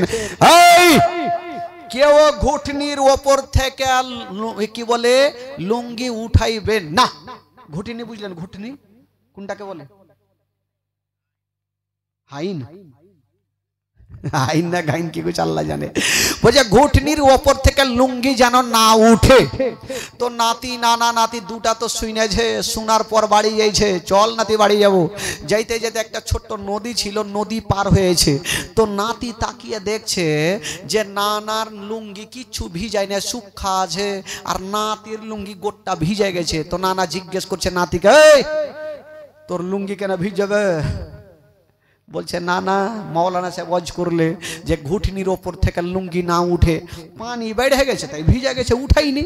তো নাতি জিজ্ঞেস করছে নানাকে, না না আপনার লুঙ্গি শুক্ষা কেনে? বুঝে ধর পাগলা, যেমন যেমন পানি বেড়েছে লুঙ্গি মাথায় তুলেছে। বলছে কেনা মাওলানা সাহেব ওয়াজ করলো মনে নেই? বলে ধুর পাগলা, জালসা শুনে চুল দাড়ি পাইকে গেল, যেঠে শুনেছি ওইটা লুঙ্গি ঝেড়ে চলে এসছে। তো এই তো অবস্থা ভাই, নানা নাতিতে আর কি হয়, মজাও হয়। আমার না ইমাম হাসান হোসাইন বলছেন নানা গো ওরা তো উঠে চেপে যাচ্ছে, না না আমাদের উঠ কোথায়? আমার নবী বলছে উঠের তোমাদের দরকার নাই, তোমরা আমার পিঠে চেপে যাও। এবার ইমাম হোসেন পিঠে চেপে গেছে, দেখছেন আমার নবী চলছে আস্তে আস্তে। বলছে না না গো ওরা তো উঠে চেপে আছে, ওরগে হাতে ফের লাগাম দেখা যাইছে, রশ্মি টানছে, আমাদের রশ্মি কই? আমার নবী বলছে তোমাদের রশ্মি দরকার নাই। আমার নবীর জুলফ মোবারক, চুল মোবারকা বড় বড় ছিল, বলে তোমরা আমার চুল জোরে করে ধরে নাও।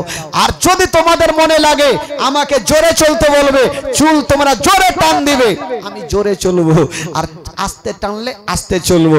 দেখেন আমার নবী দোনো নাতিকে কতটা ভালোবেসেছেন। এই জন্য তো কবি লিখেছেন বাবা, দুই কাঁধেতে বসে আছেন আমার হাসান হোসাইন, ধীরে ধীরে চলেন নবী ঈদগাহের ময়দান।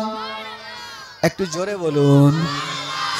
আমার সঙ্গে গোটা মাজমা পড়েন তো দেখি, ইমানটা তাজা হবে, ঘুমটা ভাঙবে। গোটা মাজমা একটু দিল থেকে প্রাণ থেকে, গোটা মাজমা কেউ চুপ করে থাকবেন না, খোদার কসম সবাই পড়ুন। দুই কাঁধেতে চেপে আছেন আমার হাসান হোসাইন, ধীরে ধীরে ধীরে ধীরে চলেন নবী ঈদগাহের ময়দান, দুই কাঁধেতে চেপে আছেন আমার হাসান।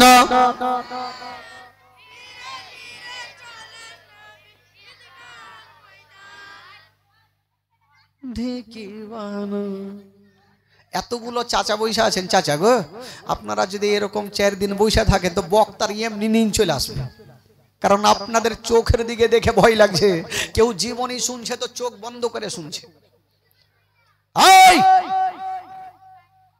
কথা বলবেন না খালা। গোটা মাজমা যদি পড়াতে গুনাহ হয় আমাকে দিন, নেকি হলে আপনারা নেবেন, খোদার কসম নবীর নাম আসার কথা হচ্ছে ভাই। জোরে বলুন। দুই কাঁধেতে চেপে আছেন আমার হাসান হোসাইন, ধীরে ধীরে। পিছনে এত হাড্ডা হাড্ডি যুবকেরা বৈশা আছে, আরে বাবা এরকম হয় না।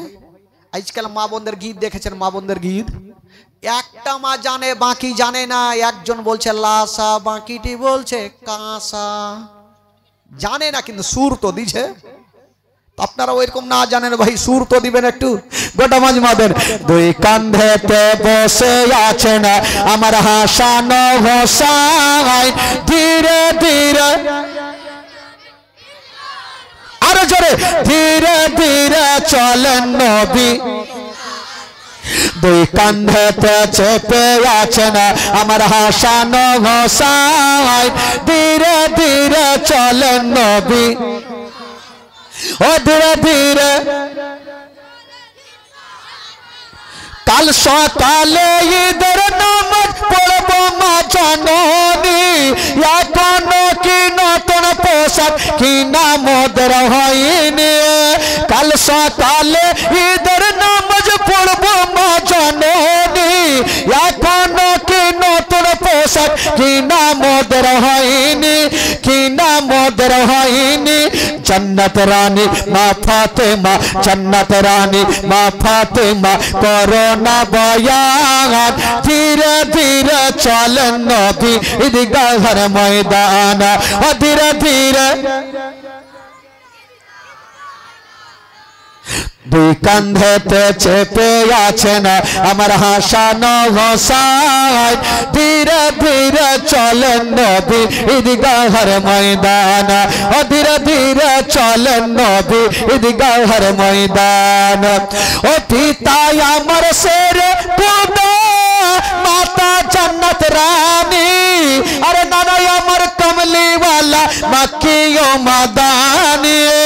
পিতা আমার শেরে খোদা, মাতা জান্নাত রানী, নানা আমার কমলিওয়ালা মক্কি ও মাদানী, মক্কি ও মাদানী। লুটিতে পারে নিশান, লুটিতে পারে নিশান এ জীব মারওয়ার, ধীরে ধীরে চলেন নবী ঈদগাহের ময়দান, ধীরে ধীরে দুই কাঁধেতে চেপে আছেন আমার হাসান হোসাইন, ধীরে ধীরে চলেন নবী। ও ফোরাত নদী বন্ধ করে মিটবে কি মনের আশা, আর 3 দিন কেন 7 দিন রইব রে পিপাসা, রইব রে পিপাসা। আরে ফোরাত নদী বন্ধ করে মিটবে কি মনের আশা, 3 দিন কেন 7 দিন রইব রে পিপাসা, রইব রে পিপাসা। करबलाते शहीद होया, करबलाते शहीद होया, बाँचाबो ईमान, धीरे धीरे चलें नबी ईदगाहेर मैदान, धीरे धीरे দুই কাঁধেতে চেপে আছেন আমার হাসান হোসাইন, ধীরে ধীরে চলেন নবী ঈদগাহের ময়দান, ধীরে ধীরে চলেন নবী। মোহাব্বতে বলুন সুবহানাল্লাহ, আরো জোরে বলুন সুবহানাল্লাহ। আচ্ছা বলুন তো, জীবনীটা বলতে বলতে কোথায় থেকে ছাড়লাম ভাই?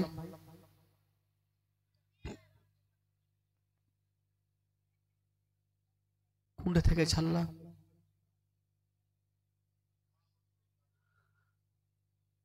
আগে মা আগে तेल लोग मन में है गे, तेल लोग बोले ना की बोले তাই লোক সবারই মনে আছে। আমার নবী দোনো নাতিকে নিয়ে কোথায় যাচ্ছেন? জোরে বলুন কোথায় যাচ্ছেন? আরো জোরে। ঈদগাহের ময়দানে যাচ্ছেন। সুবহানাল্লাহ। বাবা গো, তবে একটা কথা বলে দিই, আমার নবী দোনো নাতিকে এত ভালোবেসেছেন। ইমাম হোসাইন যখন আমার নবী নামাজে সাজদাতে গিয়েছিলেন, আমার নবী গিয়ে পিঠে চেপে গেছেন। আমার নবী দেখছেন আমার নাতি আমার পিঠে চেপে গেছে, আমার নবী সাজদাকে লম্বা করে দিয়েছেন। বাবা ও যুবকেরা, আমার নবী একবার নয় 72 বার সিজদা তাসবিহ পড়েছেন। বাবা এবার সিজদা থেকে মাথা তুললেন। সাহাবারা বলছেন ইয়া রাসূলুল্লাহ, এবার কি সিজদা লম্বা হয়ে গেল? বলছেন না না, আমার নাতি আমার পিঠে চেপেছিল, আমার নাতি না পড়ে যাওয়ার কারণে আমি আমি সিজদাকে লম্বা করে দিয়েছি। আমার নবী কেমন ছিলেন, দোনো নাতিকে কতটা ভালোবেসেছেন বাবা। আহ সুবহানাল্লাহ, মাশাআল্লাহ। বাবা গো, একটা দুঃখের বয়ান, আপনারা বিরক্ত হচ্ছেন যদি তাহলে শেষ করে দেবো, যদি বিরক্ত হচ্ছেন না তো একটু তাহলে আপনারা একটু আগে আগে বসেন তো, ফাঁকা যেগুলো পূর্ণ করেন তো। ওই যুবকেরা একটু চলে আসো তো বাবা, একটা দুঃখের বয়ান বলবো, শেষ করব, চলে আসেন আসেন। ওই হাড্ডা হাড্ডি ভাই, ও হেকড়া ভাই, ইধর आओ। হ্যাঁ দেখেন তো, একটু সেইটা বসবেন তাহলে না ভালো লাগবে। দেখেন তো কত সুন্দর লাগছে, মাশাআল্লাহ। রাত্রি তো প্রায় 11:15 হয়ে গেল নাকি, তবে 12টা পর্যন্ত জীবনী করব, কারণ আমার ভাই 2.5 ঘন্টাতে 2 ঘন্টাতে মন ভরে না, কারণ আমরা যুবক ছেলে তো বুঝতে পারছেন, বুড়া হয়তো আলাদা হয়। ওই ওই ওই ভাই,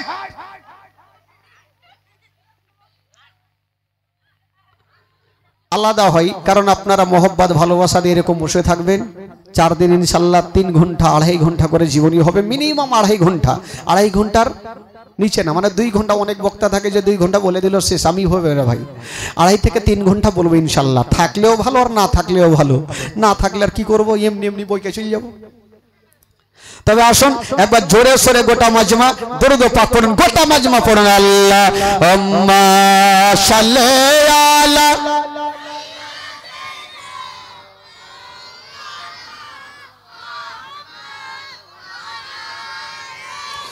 सैयदना वाला आले सैयदना मौलाना मोहम्मद अल्लाहुम्मा सल्ली अला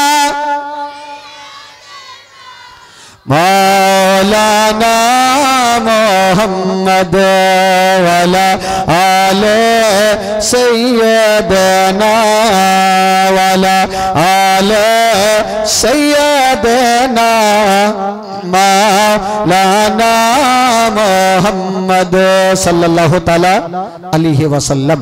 एक बार गोटा মাজমা একটু নবীকে যারা সত্যিকারই ভালোবাসেন পরিচয় দিয়ে একটু হাত তুলে বলুন তো সুবহানাল্লাহ। জোরে বলুন ইয়া রাসূলুল্লাহ, বলুন ইয়া হাবিবাল্লাহ। মাশাআল্লাহ, একটু পাখনা তুলতে থাকবেন ভাই, আমার নবী আরো খুশি হবে। তবে আসুন একটু আপনাদের মনটা চাঙ্গা করে দিই। আমার নবী পাক সাহেবে লাউলাক দোনো নাতিকে নিয়ে ঈদগাহ ময়দানে গেলেন। তারপরের কি ঘটনা ঘটছেন, একটু মারাত্মক ঘটনা বলবো ভাই। তবে উর্দু আপনাদের ভাষাতে, কারণ আপনারা কতটা ভালোবাসেন, উর্দু কতটা বুঝেন। আপনারা মনে হয় বাংলা বুঝেন না নাকি? বাংলা তো ভালোই বুঝেন, সবাই বুঝতে পারছেন, কিন্তু উর্দু বেশি বুঝবেন, যেহেতু আপনাদের ভাষাই হচ্ছে উর্দু ভাষা।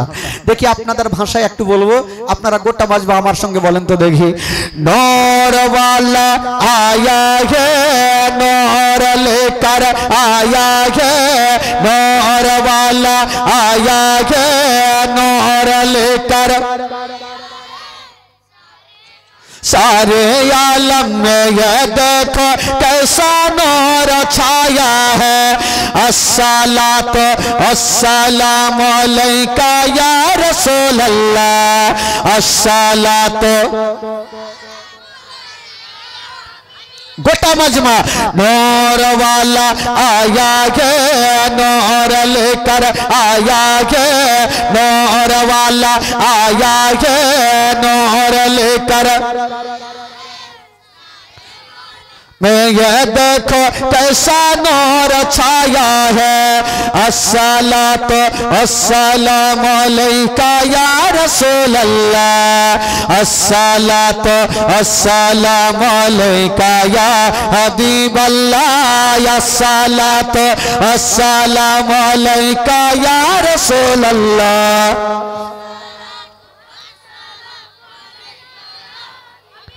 ओ तेरे नस्ल पाक में है बच्चा बच्चा नूर का, तेरे नस्ल पाक में है बच्चा बच्चा नूर का, तू है आईने पर तेरा सब घराना नूर का, नूर नूर वाला आया गे, नूर लेकर आया गे, नूर वाला नूर लेकर आया गे। सारे आलम में ये देखो कैसा नूर छाया है। अस्सलातो अस्सलातो अस्सलामु अलैका या हबीब अल्लाह, अस्सलातो अस्सलामु अलैका या रसूल अल्लाह, अस्सलातो अस्सलामु अलैका या हबीब अल्लाह। ओ जब तलक ये चांद तारे झिलमिलाते जाएंगे, जब तलक ये चांद तारे झिलमिलाते जाएंगे, तब तलक जश्न विलादत हम मनाते जाएंगे। नूर नूर नूर वाला आया है, नूर लेकर आया है, नूर वाला आया है, नूर लेकर आया है। सारे आलम में ये देखो कैसा नूर छाया है। अस्सलातो अस्सलामु अलैका या रसूल अल्लाह, अस्सलातो अस्सलामु अलैका या हबीब अल्लाह। सरकार की आमद, गोटा मजमा बोलें तो देखी जोरे करे बोलबेन, सरकार की आमद।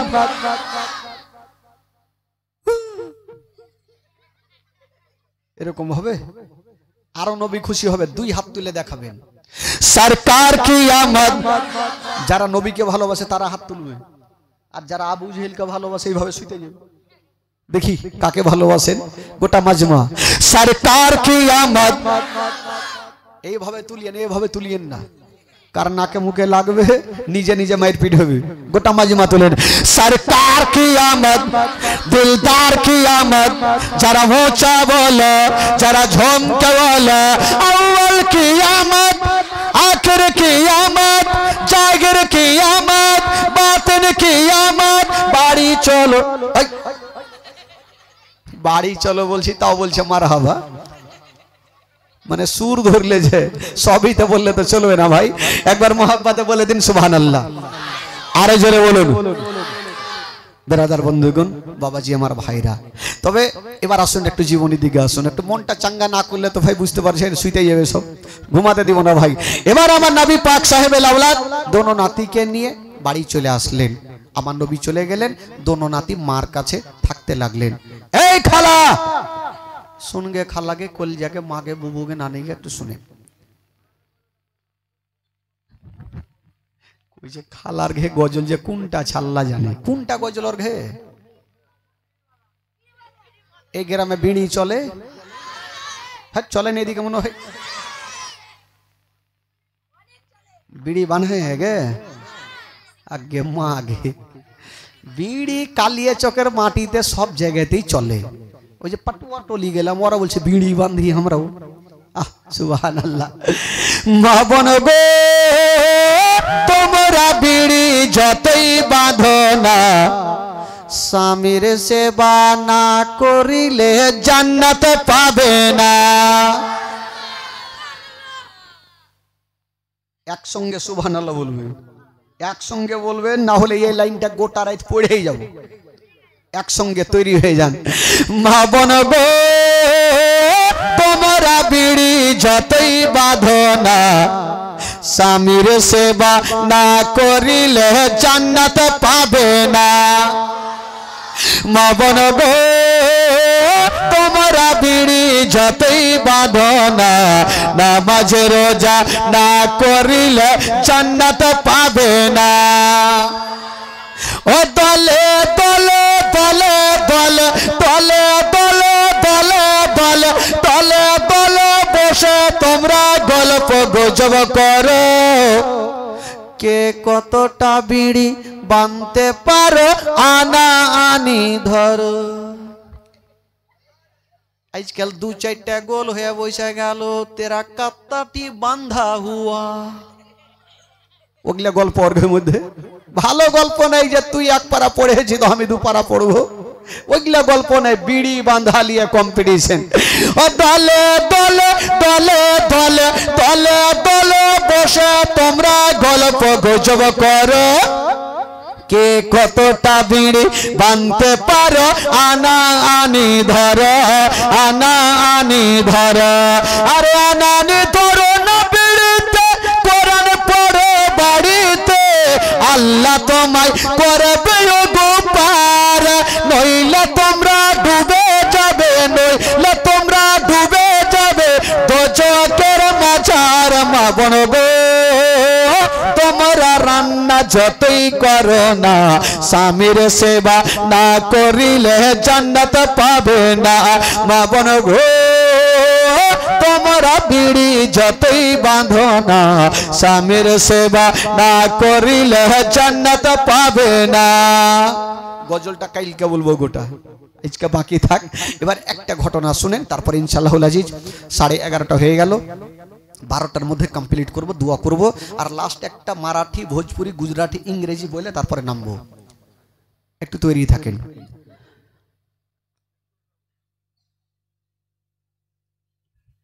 দোনো ছেলে ফাতেমাতুজ জাহরা রাদিয়াল্লাহু তাআলা আনহার কাছে আছেন, আস্তে আস্তে করে বড় হচ্ছেন। তবে একটা কথা, শেরে খোদা আলী রাদিয়াল্লাহু তাআলা আনহু ফাতেমাতুজ জাহরাকে এতটা ভালোবেসেছেন, কোনদিন একটা বড় কথা বলতেন না। জোরে বলুন সুবহানাল্লাহ। এত বিবিকে ভালোবেসেছেন শেরে খোদা আলী, আর ফাতেমাও এত ভালোবেসেছেন নিজের স্বামীকে। একদিন শেরে খোদা আলী ফাতেমার কাছে চলে আসলো, এসে বলছেন, ফাতেমা আচ্ছা বলো তুমি আমাকে কতটা ভালোবাসো? তো ফাতেমাতুজ জাহরা বলছেন, স্বামী গো আপনাকে এত এত ভালোবাসি যেটা উচ্চারণ করা যাবে না, প্রচুর ভালোবাসি। তো শেরে খোদা আলী বলছে, বিবি যখন আমাকে এত ভালোবাসো, আমার কাছে কিছু চাও তো দেখি, তুমি যাই চাইবে আমি তোমাকে দিব। তো ফাতেমাতুজ জাহরা বলছেন, স্বামী গো আপনার কাছে আমি চাইতে পারবো না। বলে কেন? আপনার কাছে চাইবো, যদি আপনি দিতে না পারেন আপনি ছোট হবেন। স্বামী গো আমি আপনাকে কখনো ছোট করতে পারবো না, আপনি হচ্ছেন আমার মাথার তাজ। জোরে বলুন সুবহানাল্লাহ। আপনাকে ছোট করতে পারবো না। তো আলী বলছেন, ফাতেমা একবার তো চেয়ে দেখো আমি তোমাকে দিতে পারি কি পারি না। তো ফাতেমাতুজ জাহরা ভাবছেন কি চাইবো, তখন বলছেন, স্বামী গো আপনার কাছে একটা জিনিস চাইবো। বলে বলো। শেরে খোদা আলী ভাবছে কি যে চাইবে আল্লাহ জানে, কিন্তু দেখেন ফাতেমাতুজ জাহরা বলছেন, স্বামী গো আপনার কাছে টাকা নেব না, পয়সা নেব না, ধন দৌলত আমি কিছুই চাই না, শুধু আপনার কাছে 2টা আপেল নিব। জোরে বলুন সুবহানাল্লাহ। কি চাইলেন ভাই? আজকাল যদি আমার মা বহিনেরাকে বলা যায় যে বিবি তুমি কি চাও, চাও তো দেখি, তো বিবিরা আপেল চাইবে, 2-4 ভরি গহনা দাও, বানারসি শাড়ি দাও, এরা জীবনে আপেল চাইবে না। कंजूस की बेटी सब रागिए ना खेला। तो फातेमातुज জাহরা বলছেন, স্বামী গো আপনার কাছে টাকা নেব না, পয়সা নেব না, মাত্র 2টা আপেল চাই। তো আলী বলছেন, 2টা আপেল দেওয়া কোনো বড় ব্যাপার হইল? পকেটে টাকা নাই, যাব কাজ কাম করব আর আপেল নিয়ে চলে আসবো, তো বিবি খুশি হয়ে যাবে। শেরে খোদা আলী বিবিকে খুশি করার জন্য তারওয়ারি হাতে নিলেন আর বেরিয়ে গেলেন। কোথায় যাচ্ছেন বাবা? জঙ্গলে পৌঁছে গেল। টাকা নাই পকেটে, কি করব? এবার ওই একটা গাছে চেপে গেছেন বাবা, আর শুকনো শুকনো লকড়ি গুলাকে কেটে একটা বোঝা তৈরি করলেন। যেমন বোঝা তৈরি করেছেন মা, ওই বোঝা নিয়ে চলে গেছেন, বাজারে দাঁড়িয়ে আছেন, কিন্তু বাবা খরিদ্দার কেউ আসে না। শেরে খোদা আলী বাজারে দাঁড়িয়ে আছেন আর ভাবছেন, আল্লাহ আমার লকড়ি যদি বিক্রি না হয় আমি ফাতেমার জন্য আপেল কোথায় থেকে নিয়ে যাব? ওই শেরে খোদা আলী বাজারে দাঁড়িয়ে দাঁড়িয়ে কান্দে, আর ফাতেমাতুজ জাহরা ঘরের মধ্যে চিন্তা করছেন, আল্লাহ গো আমার স্বামীর কাছে আপেল চেয়েছি, আল্লাহ আমার স্বামী জানি না কোথায় গেল, আল্লাহ গো আমি আপেল চাই না, আমার স্বামীকে ভালো অবস্থায় আমার বুকখানে ফিরিয়ে দাও। ওই দিকে মা ফাতিমা ঘরের মধ্যে কান্দে আর শেরে খোদা আলী বাজারে দাঁড়িয়ে দাঁড়িয়ে কান্দে। কোন বাবা লকড়িয়া কেনার জন্য খরিদ্দার আসে না। শেরে খোদা আলী ভাবছেন আল্লাহ আমার লকড়ি যদি বিক্রি না হয় আমি আপেল দিতে পারবো না, ফাতেমা নারাজ হয়ে যাবে, ফাতেমা রাজি হবে না। ওই আলী কান্দতে ছিল কত ইজ্জমান্তাসা কত জিল্লমান্তাসা, ইজ্জতের মালিক আল্লাহ, জিল্লতের মালিক আল্লাহ। একটা খোদার বান্দা চলে আসিল, বলছেন আলী আচ্ছা বলো তোমার লকড়ির দাম কত? আলী বলছেন ভাই রে আমি দাম বলবো না, যা পারবে দিয়া যাও আর লকড়ি তুমি নিয়ে যাও। ওই লোকটা লকড়ি নিয়ে গেল, অল্প টাকা দিলেন আর ওই টাকা থেকে শেরে খোদা আলী দুটা আপেল কিনলেন। বাবা গো আপেল কিনে নিয়ে চলে যাচ্ছেন খুশি খুশি। আজকে ফাতেমা রাজি হইবে, বিবিকে খুশি করার জন্য চলে যাচ্ছেন। ভাই যাচ্ছেন তো কয়েকজন ফারিস্তা আরজ করছেন আমার আল্লাহকে, বলছেন আল্লাহ গো আজকে আলী তো যাচ্ছে বিবিকে খুশি করার জন্য, আল্লাহ আজকে আলীর পরীক্ষা লিও। আমার আল্লাহ বলছেন ও ফারিস্তারা শুনে নাও, আমার আলীকে কোনোদিন কেউ ফেল করতে পারবে না। আমার আলী জান প্রাণ থেকে বেশি ইসলামকে ভালোবাসে। জোরে বলুন। আমার আলীকে ফেল করতে পারবে না। তো ফারিস্তারা বলছেন আল্লাহ গো একবার তো গিয়ে দেখি। তবে ফারিস্তারা বলছেন আল্লাহ আলীকে ফেল করবই করব। বলে যাও, হুড় কি খাবে তো যাও। এই বাবা ফকির সেজে আলীর সামনে গিয়ে দাঁড়িয়ে গেল, বলছে আলী, বলছে আলী গো আজকে তুমি বাড়ি যাচ্ছ, তবে আমি 2 দিনের ভুকা পিয়াসা, যদি পারো তবে কিছু খাবার দিয়া দাও। আলী বলছে ভাই রে আমার কাছে কিছুই নাই।